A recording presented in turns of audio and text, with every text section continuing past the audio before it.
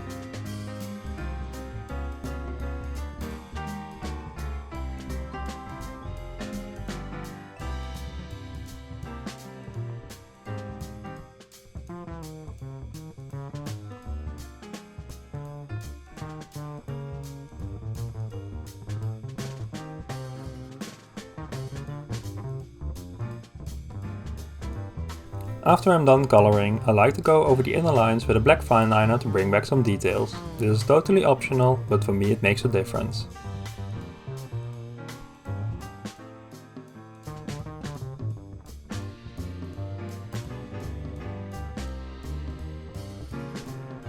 To finish up the images, I'm adding highlights with a white gel pen.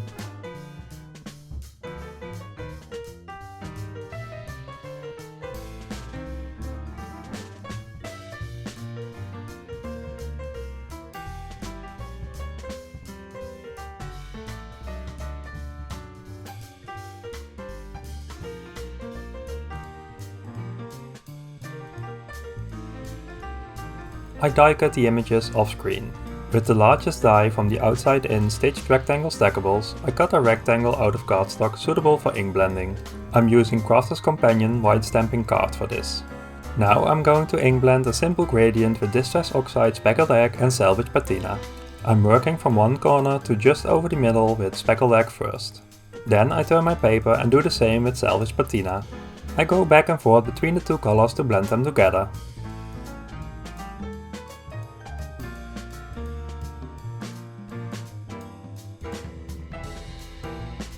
I cut a scalloped frame with one of the stitched scalloped rectangle frames out of green cardstock.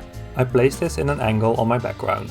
I take it over to my MISTI and I'm going to place different circles from the Let's Bouquet set. Because I already placed my frame, I can see better where I would want my circles to be.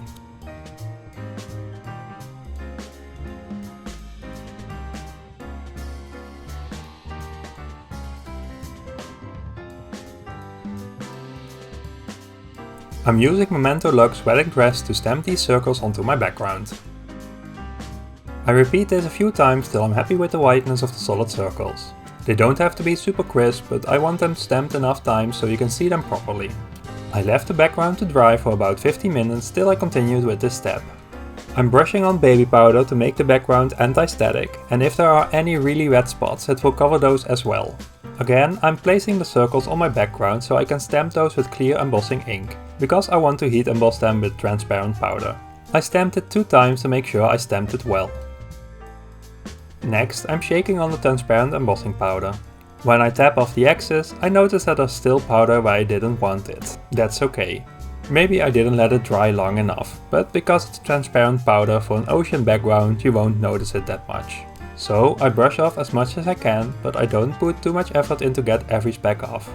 I heated up my heat gun for a few minutes before I start to melt the powder.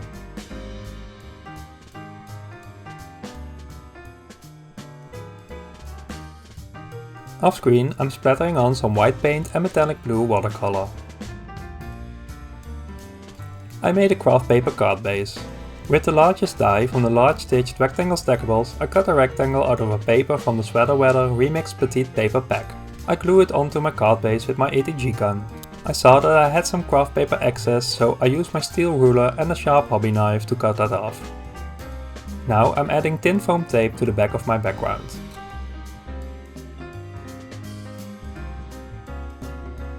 I make it less sticky with my sleeve. This way it's easier to place it into the right position on my card. The tape still sticks super well to the paper, but it doesn't get stuck right away when eyeballing where to adhere your panel. Now it's time to assemble the rest of the card. I started cutting apart all the arms of the octopus. I want to put the letters and the paper in between, so I need to separate them first. Then I'm putting the envelopes in between their tentacles, till I remember I had to stamp on the sentiments on the paper and the typewriter first. You're seriously the best is what I'm stamping on the typewriter, and you can find the text in the Love Poem set, which is basically an add-on for the You're Just My Type set. On the separate paper I stamp Happy Valentine's Day, which you can find in You're Just My Type. Now that I know where the envelopes will go, I decide where the paper should go and glue that to the octopus. Then I glue the envelopes in their place. I find it easiest to put things in place, hold them down and put a drop of liquid glue behind it so I can press it down and it's in the right spot. When that's done, I'm going to add the octopus to the frame. I check with the typewriter if they are in the right spot and then I glue the octopus to the frame. Now I glue the yellow plant in the right corner at the bottom. This way I can glue the typewriter in between the plant and the octopus.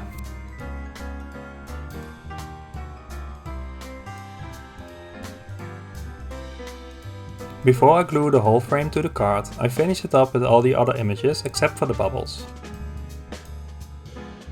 Now I'm going to add thin foam tape to the back of the frame and all the images, so it will have some dimension on the card.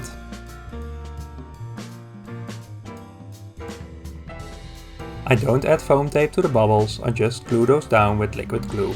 To finish my card off, I'm adding some glossy accents. I added to the heart on the envelope, the keys on the typewriter and on the bubbles. Now the only thing left to do is to let the glossy accents dry and then my card is finished. I'm very happy how this card turned out. I love making the background because it's super fun to make the different layers. It also made me rediscover transparent embossing powder, so I'm planning on using that some more in future cards. I made a Valentine's card out of this, but of course you could change up the sentiments to turn it into a different card if you want to. I hope I inspired you with my video and that you feel inspired to get crafty as well. If so, please consider leaving a thumbs up, subscribing to my channel and ringing the bell to receive a notification when a new video is up. Thanks for watching, see you next time, bye!